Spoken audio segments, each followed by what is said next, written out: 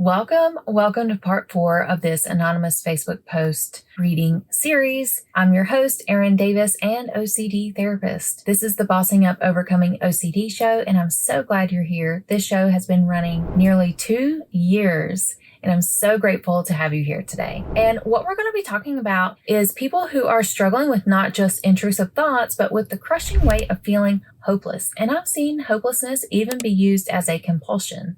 And we'll get into that in a bit. So before we start, I want to give you a content warning. Today's post mentions suicidal thoughts and depression. So if you are in crisis, please reach out for help. The 988 number is the suicide hotline, and it is available 24/7 as your crisis lifeline. Any other emergencies, call 911 or go to your nearest emergency room. So this person says, I've had debilitating OCD coming up to 8 years. I'm not working and I have no friends at all. I have my family and my kids, which I'm grateful for, but other than that, I feel incredibly isolated and misunderstood. The pain I'm going through is unbearable. Always having intrusive thoughts every day, continuously with no break. I'm exhausted and I don't feel like I belong in this world anymore. I just want to be put out of my misery. Wow. So sad, right? And these anonymous posts, like you don't know who's writing it and you want to be able to help them. But, hopefully this podcast, these messages will bring some inspiration, some light, and some hope for people who are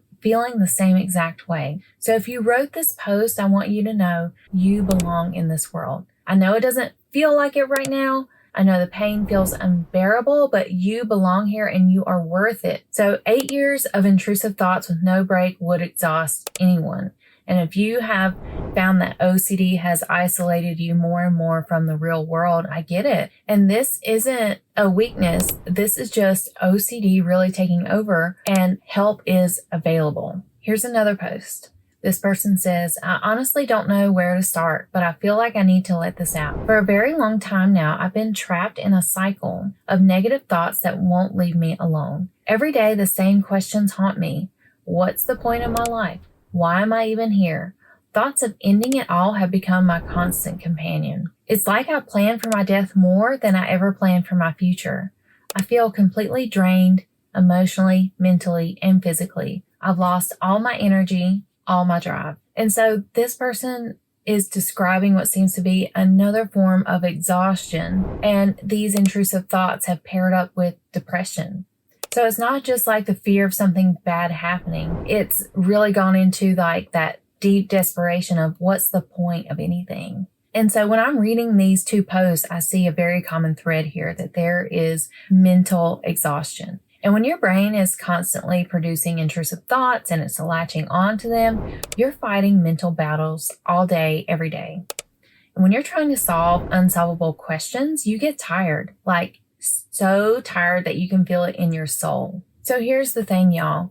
You're not weak for feeling exhausted. You're not broken for having these thoughts. And you're not alone, even though you feel isolated.